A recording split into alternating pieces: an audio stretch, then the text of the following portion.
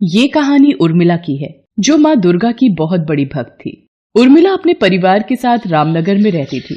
परिवार में उसका पति रमेश और उसकी बेटी कविता थे। रमेश कपड़ों की रंगाई का काम करता था। वो अपने काम में माहिर था। उसकी रंगों की समझ और हाथ की सफाई की वजह से उसके अपने गांव ही नहीं बल्कि दूसरे गांव से भी लोग उसके पास कपड़े रंगवाने आते थे। ऐसे ही एक दिन, अरे भैया रमेश, घर में हो क्या? जी मालिक, अभी आया। जी बताइए। भैया, ये मेरी बेटी की चुनरी है। पता नहीं कहाँ से ये दाग लग गया इसमें। एक काम करो, इस सफेद रंग की चुनरी को लाल रंग में बदल दो। जी बिल्कुल, जैसा आप कहें। आप शाम को आ जाइए, मैं तब चुनरी बिल्कुल तैयार रखूंगा। रंगाई के इस काम से रमेश को ठीक ठाक आमदनी हो जाती थी, लेकिन जब भी नवरात्रि आती तो बड़ी तादाद में लोग माता की चुनरी रंगवाने के लिए रमेश की दुकान पर आते थे और काम बहुत बढ़ जाता था। रमेश अपनी बात का पक्का था। वो तय वक्त पर ग्राहकों को उनके कपड़े देता था। एक बार फिर नवरात्रि आने वाली थी। रमेश को काम में उलझा देखकर उर्मिला ने उससे कहा, अजी सुनो, अब बहुत हो गया, चलो अब खाना तो खा लो। सुबह से शाम हो गई, ऐसे तो तबीयत खराब हो जाएगी आपकी। उर्मिला, ये सारी की सारी माता की चुनरी हैं, वक्त पर देनी होंगी ना? हाँ, तो माता ने ये थोड़ी ही कहा है कि खाना पीना छोड़ दो। मुझे कुछ नहीं सुनना, खाना तैयार है, चलिए जल्दी से। अच्छा ठीक है, चलो मैं चलता हूँ। रमेश और उर्मिला का जीवन ऐसे ही हंसी खुशी से बीत रहा था। दोनों माँ दुर्गा के भक्त थे। कितना भी काम क्यों ना हो, लेकिन दोनों ही माँ दुर्गा की पूजा सबसे पहले करते थे। ऐसे ही वक्त बीत रहा था और माता की कृपा से रमेश के पास काम बढ़ता जा रहा था, लेकिन होनी को कुछ और ही मंजूर था। एक दिन जब रमेश बाजार से कुछ सामान खरीद कर लौट रहा था, तभी एक तेज रफ्तार ट्रक ने उसे कुचल दिया। हादसा बहुत भयानक था। रमेश की मौके पर ही मौत हो गई। इसके बाद तो जैसे उर्मिला की दुनिया ही उजड़ गई। रमेश की मौत के बाद से ही सारे ग्राहकों ने कपड़े रंगवाने के लिए आना बंद कर दिया। उर्मिला की माली हालत खराब होने लगी, यहाँ तक कि खाने के लाले पड़ने लगे।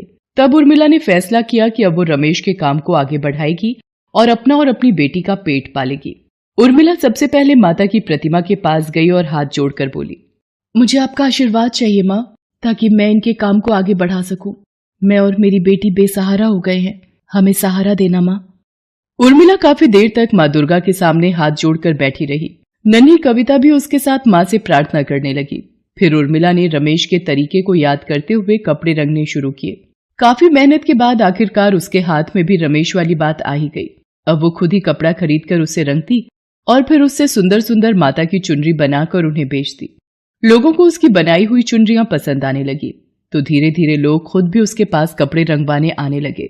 अब उर्मिला के पास खाने लायक पैसे होने लगे, लेकिन अब भी वो कविता को स्कूल भेजने और उसे एक अच्छी जिंदगी देने की स्थिति में नहीं थी। उर्मिला हर रोज माँ दुर्गा से प्रार्थना करती और खूब मेहनत भी करती थी। ऐसे ही एक दिन, माँ आज खाने में क्या बनाओगी? तेरे बाबा ने जो लौकी की बेल उगाई थी उसमें लौकी आ गई है, तो आज वही। हाँ माँ, चलो मैं भी तुम्हारी मदद करती हूँ। माता की 3-4 चुनरी रंगनी है, अभी रंग भी तैयार है, पहले ये काम कर दूं, फिर चलेंगे रसोई में। उर्मिला अपने काम में लग गई और कविता गुड़िया के साथ वहीं खेलने लगी। तभी अचानक बादल गरजे और तेज बारिश होने लगी। उर्मिला ने कविता को आवाज लगाई, कविता बिटिया जरा एक काम तो कर दे। हाँ माँ बताओ। बिटिया, मैंने माता की चुनरी रंग दी है, अब ये बचा हुआ पानी है, इसे बाहर फेंक दे तो। माँ बाहर तो तेज बारिश हो रही है, मैं पूरी भीग जाऊंगी। अच्छा तो ऐसा कर, ये पानी लौकी की क्यारी में डाल दे, वहाँ तो छप्पर है। ठीक है माँ। इसके बाद से जब भी उर्मिला माता की चुनरी रंगने के लिए लाल पानी बनाती और इस्तेमाल के बाद कविता को उसे फेंकने के लिए कहती, तो कविता उस पानी को क्यारी में ही डालने लगी। उर्मिला ने भी ऐसा करने से उसे नहीं रोका। कई दिनों बाद जब उर्मिला खुद क्यारी में पानी डालने गई तो उसने देखा कि लौकी के बेल के पत्ते कुछ गुलाबी से हो गए हैं। उर्मिला ये देखकर चौंक गई और फिर उसने कविता को आवाज लगाई, कविता जल्दी इधर आ, देख तो ये क्या हुआ है? ये कैसे हो गया माँ? लेकिन लौकी तो हरी ही है। अरे पगली, जब से दुनिया बनी है तब से लौकी हरी ही होती है, लाल थोड़ी ही होगी। माँ की बात सुनकर कविता जोर जोर से हंसने लगी। फिर दोनों अपने अपने काम के लिए चली गई। कुछ और दिन बीत गए। लौकी की बेल पर जो भी नई लौकी आई अब वो भी लाल ही रंग की थी। ये देखकर कविता और उर्मिला दोनों चौंक गए। बेल बड़ी भी हो गई थी और उसमें ढेर सारी लौकी लगी थी, वो भी लाल रंग की। उर्मिला को समझ आ गया था कि ये सब लाल पानी की वजह से हुआ है। उर्मिला ने वही लाल लौकी पकाई जो खाने में बहुत ही स्वादिष्ट बनी। अब तो उर्मिला खुद जानबूझकर माता की चुनरी के रंग वाला पानी क्यारी में डालने लगी। धीरे धीरे उसकी लाल लौकियों की खबर गांव में फैल गई और लोग उसके घर उन लाल लौकियों को देखने आने लगे। कई लोग तो कविता को अच्छे दाम देकर वो लौकियां उससे खरीदने भी लगे। फिर एक दिन कविता अपनी माँ से, माँ सारी लौकियां तो बिक गई। हाँ बिटिया, कमाल की बात है ना, इन लौकियों से तो 2 दिन में ही इतने पैसे मिल गए जो कपड़े रंगने पर कई हफ्तों में भी नहीं मिल पाते थे। माँ क्यों ना हम और लौकियां उगा लें बेचने के लिए। उर्मिला को कविता की बात ठीक लगी। उसने गांव के एक जमींदार से खेत किराए पर लिया और उसमें आखिरी लाल लौकी के बीज बो दिए। कुछ दिन बाद बीज पौधे बन गए और कुछ महीनों बाद बेल, और फिर उसमें लाल रंग की लौकियां भी आने लगी। उर्मिला ने अब भी कपड़े रंगने का काम नहीं छोड़ा था। वो अब भी माता की चुनरी के लाल पानी को ही लौकियों की बेल पर डालती थी। पूरे गांव में अकेला उर्मिला का ही खेत था जिसमें लाल रंग की लौकी उगती थी। लोग दूर दूर से उर्मिला की लाल लौकियां खरीदने आने लगे, लेकिन जमीन के मालिक और गांव के जमींदार को ये बात पसंद नहीं आई। उसने अपने लठैत उर्मिला को डराने के लिए भेजे। उर्मिला सुन, आज से ये खेत जमींदार का है, भाग जा यहाँ से। भाग जाऊं? पर क्यों? मैंने पूरे साल का किराया दिया है और कितनी मेहनत के बाद जाकर फसल आई है। मैं कहीं नहीं जाऊंगी। जुबान मत लड़ा, जमींदार ने कहा है तो सीधे से मान जा, वरना। माँ को धमकी देने वाले लठैतों पर कविता को बहुत गुस्सा आया और उसने पत्थर उठाकर दोनों के सिर पर दे मारा। दोनों के सिर से खून बहने लगा और वो कविता की तरफ दौड़े। तब तक कविता और उर्मिला भी अपने घर की तरफ दौड़ पड़े।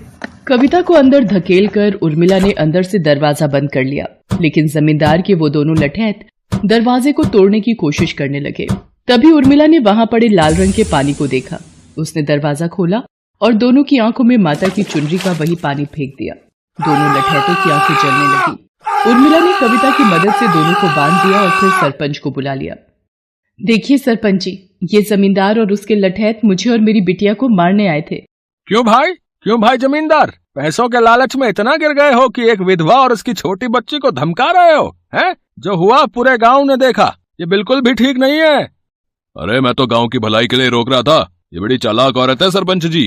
आप ही बताओ, भला लौकी भी कभी लाल हुआ है? इसने कुछ गलत मिलाया होगा बीज में या फिर मिट्टी में। लोग भी इससे खरीद कर लौकी खा रहे हैं, कहीं बीमार पड़ गए तो। नहीं सरपंच जी, ये बिल्कुल भी सही नहीं है। मैंने कुछ गलत नहीं मिलाया है। ये सब माता रानी की कृपा है। उनकी चुनरी रंगने के बाद जो लाल पानी बचता है वही डालती हूँ मैं अपनी फसल में। देख लिया ना, अब खुली ना इसकी पोल। लाल रंग का पानी डालती है तभी तो लाल होती है लौकियां। अरे कोई चमत्कार नहीं है। मैं तो कहता हूँ सरपंच जी, शहर से जानकार लोगों को बुलवाकर जांच कराओ इसकी लौकियों की। पता नहीं खाने लायक भी हैं या नहीं, और कई लोग तो खा भी चुके हैं। सरपंच को जमींदार की बात ठीक लगती है और अगले ही दिन वो शहर से कुछ जानकार लोगों को बुलवाता है। उर्मिला की लाल लौकियों की जांच के बाद कृषि वैज्ञानिक सरपंच से कहते हैं, सरपंच जी, ये तो कमाल ही हो गया। ये लौकियां सेहत के लिए खराब नहीं बल्कि बहुत ही फायदेमंद हैं।